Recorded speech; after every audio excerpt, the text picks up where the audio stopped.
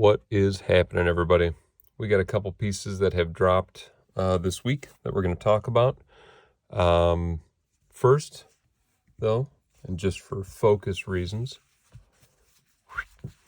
let's move that over here. First thing we're going to talk about is the Gamerboy from Fidgetboy. This is his latest drop, and you can see there that he's got the Gamerboy. I guess they're calling him Bitboy now, but he's got that character and then the Gamerboy name. And this is I guess a holographic kind of sticker with a resin coating over the top. Focus up. So it looks really pretty premium for being 3D printed. There are a lot of people that are really hunting for this one. He said that the time that it takes to make them is obviously a lot longer. So there is a little bit of a wait on this one. And this is also just the standard version where they had an extra one made that had like a special, it's like a special edition version. So in terms of functionality, it is a really good, I guess it's a 3x3 because it's 3 magnets across, 3 magnets down, but it's a 2-click. So if it's got 3 magnets, you can only do 1-2 clicks. Obviously, if it's got 4 magnets, you can get 3 clicks. So it's 3x3, 2-click.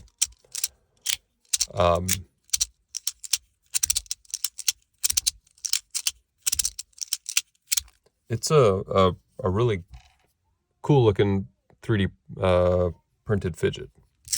There aren't a lot that really have this kind of quality, so it's really cool to see. Jason really puts a lot of effort into these. So that is the Gamerboy 3D printed fidget. A little hard to find right now, but check out his Facebook page. He's got a Facebook page, Fidgetboy, and he does announce drops on there before he does them. So let's see. This is a piece that I have owned. This is my 3rd time. So the first time I got it and I loved it dearly, but someone had a V3, which is the free floater Compiform slider that they were willing to trade for it. And I traded and immediately regretted it. And then Gavin Sexton actually had one that he put in the 4th row of his rating system, I think it was, 4th or 5th row. And so I immediately messaged him and said, okay, if you don't like it that much, please let me have it. And ended up buying his. I used it so much for, probably 4 or 5 months straight. It was like my go-to fidget that I actually wore myself out of it and was sick of it. And I sold it again. And now it's back. So this one has little lanyard holes, but the one that I bought was missing the little metal clasp ring to attach the lanyard to it. I don't usually use the lanyard with these anyway, but and I apologize for my voice. I got a little cold.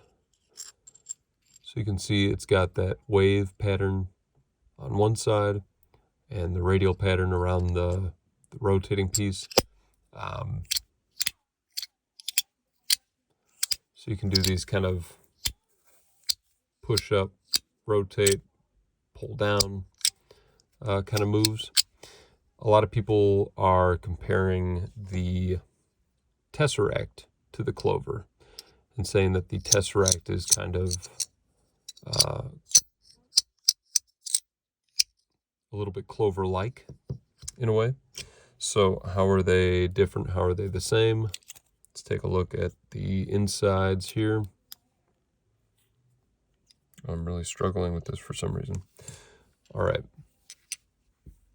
So you can see this one actually has a post, a metal post, where this one has a bead inset in there, so it's rotating on a ball. And that helps move it through these kind of grooved tracks.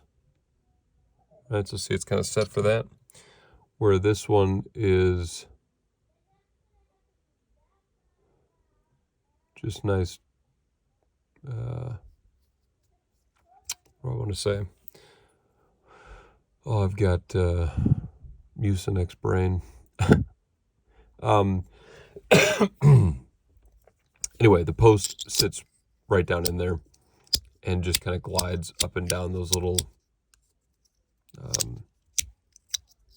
pathways there. So I don't think they're terribly similar. It's just kind of like, and of course it's never the magnet side that I want to be able to like put them together and try it out or something like that. They're always opposing, so it never works out to try them together. I don't know if he does that on purpose or what. But anyway, they'd probably say, you don't want to do that because you're going to ruin the piece. But if you like something with a little more boundary to it, and maybe you tried the Tesseract and this idea of it kind of free-floating along the side of that and through this middle piece, if that gives you too much anxiety, something like that happening, you could get the clover, and now you've got those nice boundaries. It's never going to fall out of there. Yeah, I don't know.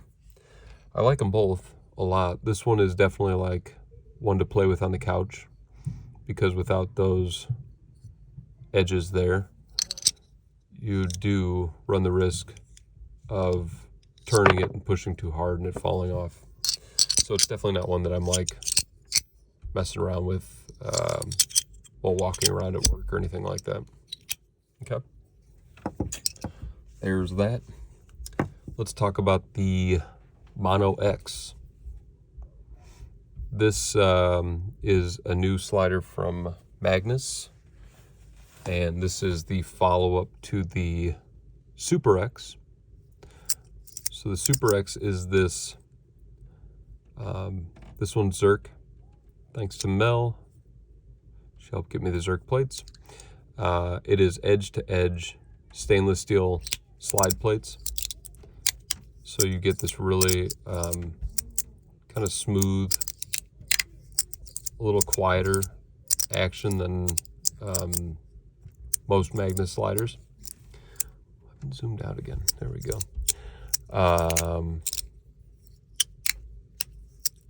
It's a really enjoyable experience, though. I've really loved the Super X. So now the Mono X is 4 magnets up and no magnets over, right? It's mono. It's got one line of magnets.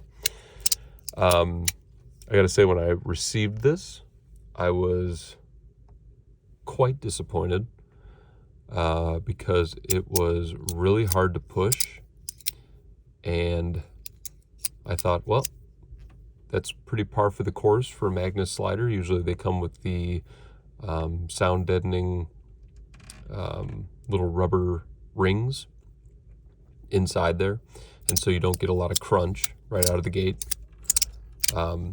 That's not standard for Magnus sliders. They're not crunchy out of the box or out of the bag. So generally you have to take out the rings and then you're good to go. But this slider is different.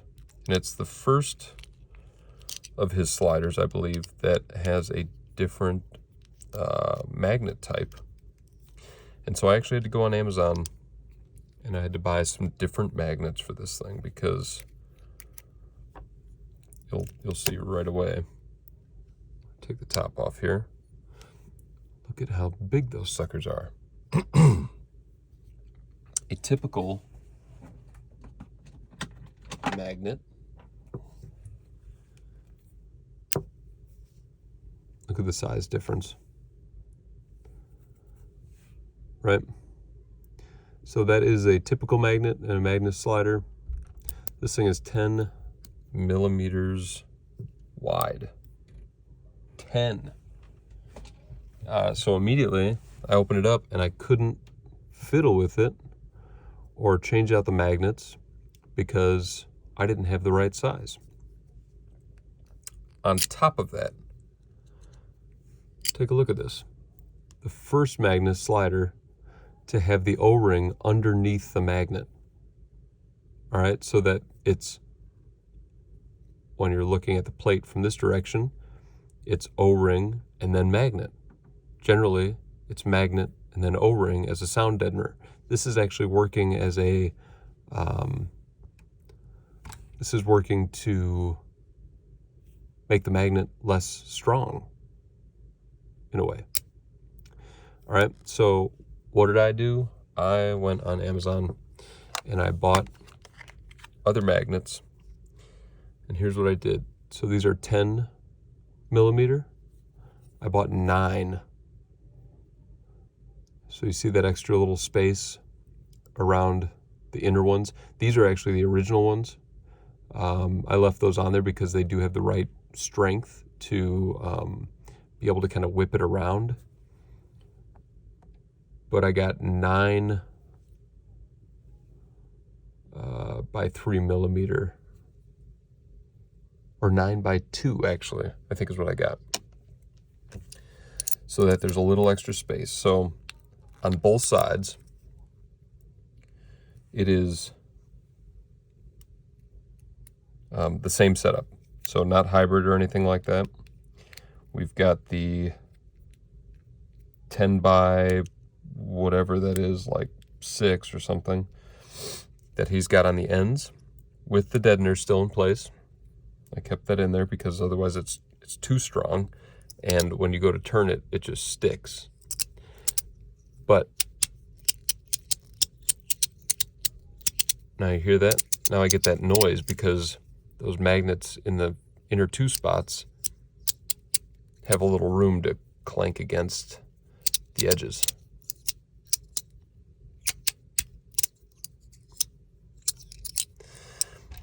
So, I mean, it still takes some practice and is definitely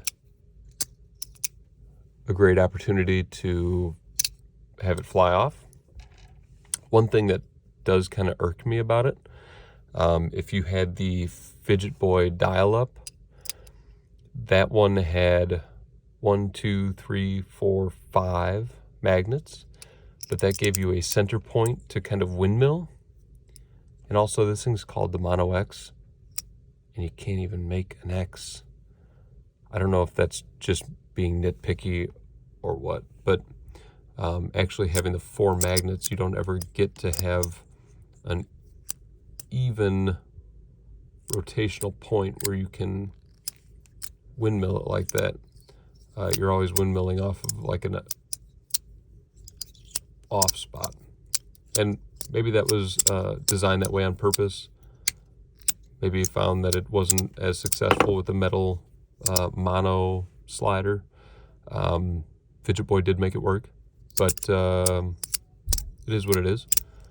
I think I do like this slider, and I will keep it, especially now that I've got a sound from it that I like. So, anyway, Mono X. This is one that I had before. I had the mother of pearl inlay and the epoxy over it and all that kind of stuff. It was maybe too kind of garish or something for me, but this is the Mott Groove. It is the mechanical version of the Mott Rhythm. Thanks to Marlene for trading this to me. she had this perfectly tuned too.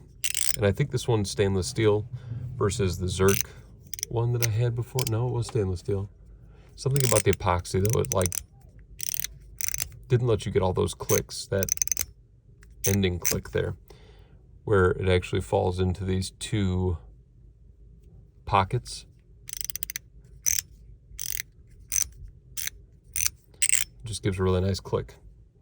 So that one's back, but it makes a difference to have it nice and tuned. This one's just impossible to take apart, really. It's got these Teflon pieces that you have to unscrew, and then they fall out, and you got to get them to sit in there just right to slip this part in, and it's kind of a pain. Lastly, I bought this, I think they just call them hanks, I don't know, like a handkerchief from 50 Ways.